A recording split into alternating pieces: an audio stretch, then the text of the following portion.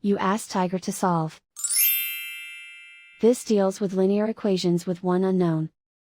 The final result is x equals 6. Let's solve it step by step. Group all constants on the right side of the equation. Subtract 16 from both sides. Simplify the arithmetic.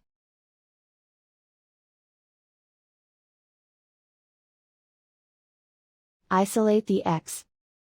Divide both sides by 5. Simplify the fraction.